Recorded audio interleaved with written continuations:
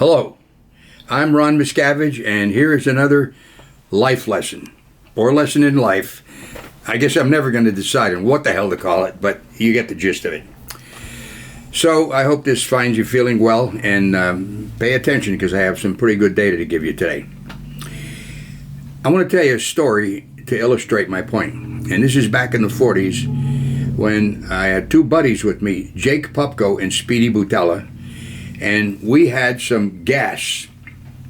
How we got it doesn't matter, but we had like about 5 gallons of gas, and there was a mountain on the north side of town, and there was a plateau on this mountain, and on that plateau was an abandoned coal hole. Now, this coal hole didn't go down. This went this way, like into the mountain, and there was a vein of coal there, and that's what they mined. Anyway, they had mined it out, and it was no longer profitable, so they would just abandon it, and weeds would grow over it, and it just get overgrown with bushes and stuff. At any rate, this was about, I'd say, 5 feet by 5 feet hole. So we decided to throw gas all over the entrance of this in about maybe 5 or 10 feet. And then we made a trail of gas out about maybe 20 feet away from it. So we decided we would light a match, and hopefully that trail of gas would go and ignite the flames there. What possessed us to do this? Who the hell knows? But, you know, kids were looking for something to do. It's summertime. So anyway, we had a book of matches, and I'm there with Jake Popko and Speedy Butella, good buddies of mine. We light a match, throw it down. It didn't light the trail of gas. Went in a little bit further, lit a match, threw it down. Didn't do it. Closer, closer. Finally, we're about 2 feet away from the opening. Jake Popko says, "To hell with this." He takes a whole book of matches, lights it, throws it in. Well, let me tell you, when that match hit the entrance of the coal mine, that flame came blowing out like a jet engine started up. And I'm telling you something, it scared the hell out of us. Took our eyebrows off, singed our hair, and these days you wouldn't notice the smell because they don't do it anymore. But back in the 40s, people would raise chickens, and then when they slaughtered them and they're going to eat them, they'd pull out the feathers, and then they'd burn the little pin feathers, and there's a certain smell to it. Well, our hair got singed, so we smelled like chickens that were getting ready to be eaten. Anyway, we spent about an hour putting out that fire because it was so bad, if we let it go, it was going to catch the whole mountain on fire. And it scared us to the point we figured, okay, if we let this go, we're going to go to reform school. We got it out, walked away from it. Who the hell knows what possessed it to do it? I guess just for something better to do. And not better, something to do, period. But this is the type of stuff we would get involved in. Now, who knows? That may have killed us because there could have been some methane gas in that mine, and that would have literally would have blown out like a flamethrower and could have taken our lives. Now, what is the lesson to be learned here? I could say, well, don't throw gas in abandoned coal holes and light it, but let's take an overview of this and what can we learn from this? And here's what it is.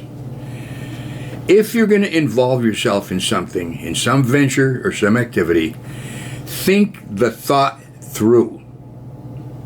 You get that now? In other words, what you should do is take a piece of paper and write it down linearly.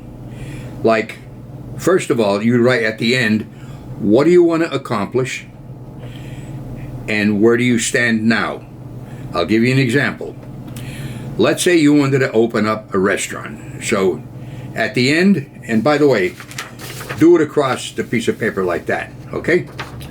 Not down, so you can look at it as like a time period going by. So let's say you want to open up a successful restaurant, and you have at the end part, me, a successful restaurant owner, all right? Where do you stand now? Maybe you are an individual who has some cash you've saved up.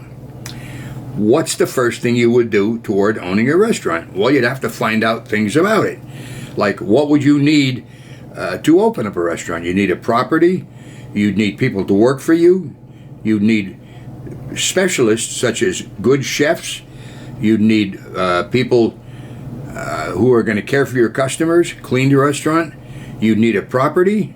You want to make sure that you have proper refrigeration to store the food, proper cooking area, all those utensils. You see what I'm talking about? In other words, you're finding out all about it, but don't do it in your head. You've got to do it on a piece of paper, because now you're looking down and you have an overview of the entire thing. I'm telling you, if you were to do this and apply these other lessons I gave earlier on, failure is not an option. Put discipline in on yourself. Have an intention to be successful, to do this, and use this simple methodology I just told you about. You could become successful at anything you attempted to do. Now, the other thing is this. Let's say you write all these things down. Where you stand now, you got some money, you need a place, you have to get a property, you have to get equipment for it, you'd have to get licenses, you'd have to get refrigeration, hire people, and do all those things so where it's open and you're a successful restaurant owner. Then you take a look at it and think to yourself, do I really want to do this? Because now you can make a legitimate decision based on those things that you're going to have to confront and handle before you're successful at it. You might say to yourself, the hell with that, I'm not going to do this. Well, you just saved yourself a lot of money and a lot of time. But if you say, yes, I'm going to become a successful restaurant owner, now you have a guide, a path, a way to pull this off. And the other thing is this, and I should mention it, prepare for any contingency or anything that may happen that may harm this plan of yours. As an example, you run a good fire alarm system, okay? Maybe a security system in case, let's face it, crime does happen. People might want to steal the stuff.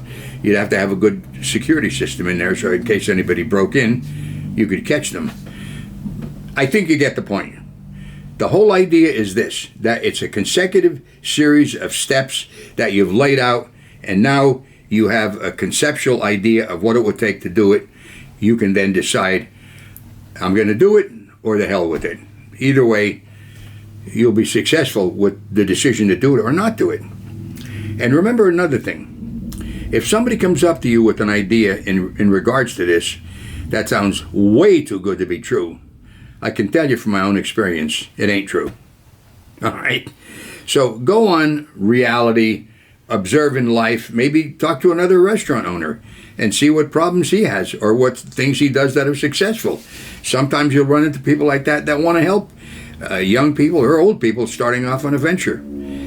So that's my talk for today, and stay tuned to this program. I hope you can benefit from this, and to do yourself a favor and me, get other people to watch this program, because I'd like to see a lot of people be successful. And these are observations that I've made. They're hard-won observations, because I've done a lot of things that were mistakes, and I paid the price for it. So I'm kind of passing on my experiential track to you, so maybe you can be more successful. Anyway, if you want to know more about me and what I do, go to my website, therealronmiscavige.com, and you'll see that I've written some books. True Confessions of a Kid is some humorous stories that I think you'd have a good laugh. And there's another book I wrote called Ruthless, and I interview other people. I welcome you to go and take a look at it and find out more about me. But most of all, keep on tuning in to this. And this is your lesson in life, or life lessons for today. I'm Ron Miscavige. Thanks for tuning in. I'll see you on the next story. Bye-bye.